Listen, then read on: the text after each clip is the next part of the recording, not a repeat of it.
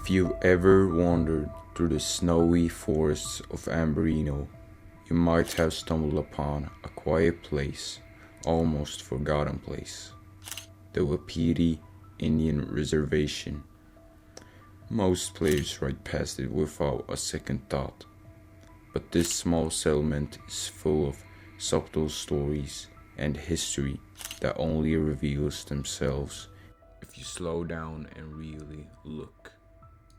Today, we're diving into the Wapiti Reservation, its people, its struggles, and the untold narratives hiding in plain sight.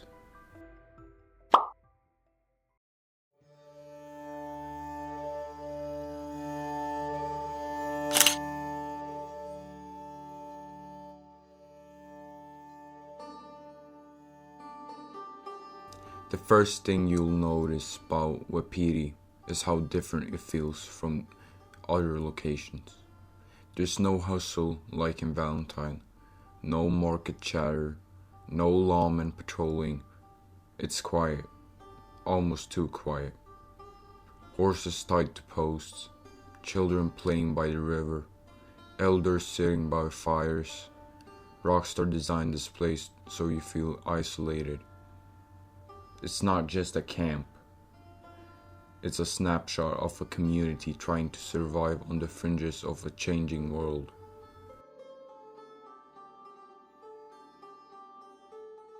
If you pay attention, you'll notice the little things. An empty fishing spot, a pile of firewood stacked neatly, a horse tethered near a tipi as if waiting for its rider to return. Every detail tells a story about the daily life in Wapiti.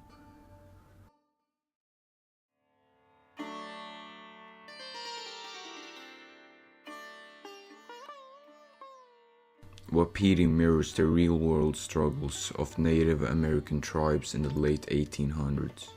The reservation system forced people off their ancestral lands, leaving them isolated and under-resourced. In-game, Rockstar doesn't hit you over the head with history, they hint at it. A lone tipi with a faded pattern, a worn-out canoe by the river, or a journal entry tucked on a shelf all speak to a community trying to hold on to its traditions in a world that's moving without them.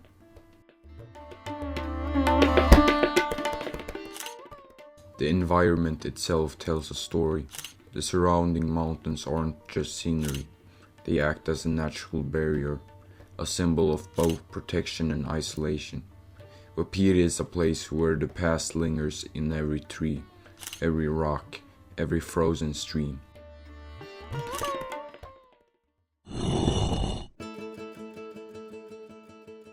Unlike other camps in RDR2, Wapiti doesn't have a central quest line, but its inhabitants are alive in subtle ways.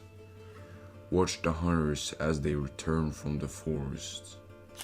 Notice the children skipping stones in the river, or listen to an elder recount the story by the fire.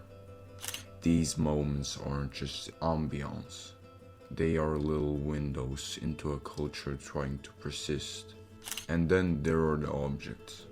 I've spent hours just exploring tipis, and every item feels meaningful. A drum leaning against a wall, a bow carefully propped in the corner.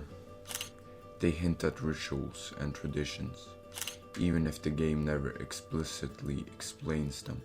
Rockstar trusts the player to piece together a story, and that's what makes Wapiti so compelling.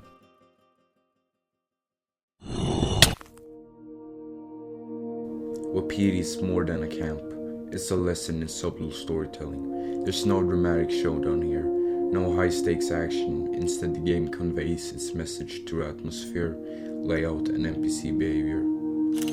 The isolation of the camp mirrors the historical isolation of its people. The snow-covered forests and silent rivers reflect resilience amidst adversity.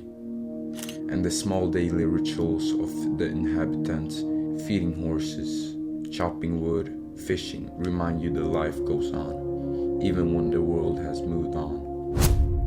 Even things like a small shrine or a carefully arranged collection of stones carry weight. These details show respect for the tradition and for the land itself. In Wapiti, you learn more by observing than by interacting, and that's intentional.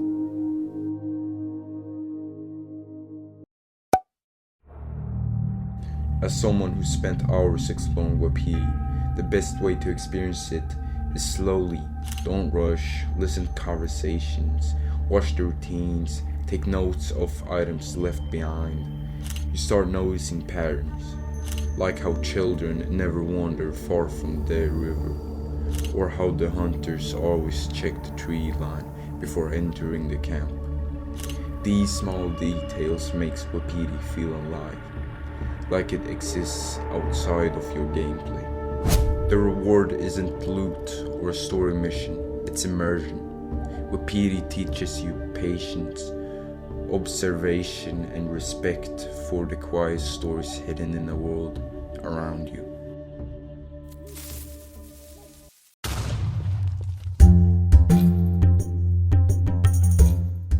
The Wapiti Indian Reservation is a hidden gem in Red Dead 2. It's quiet, subtle, and alive in ways other locations aren't. Rockstar doesn't just want you to see Wapiti, they want you to feel it. Every tip of the tipi, every routine, every object tells a story of survival, resilience, and history.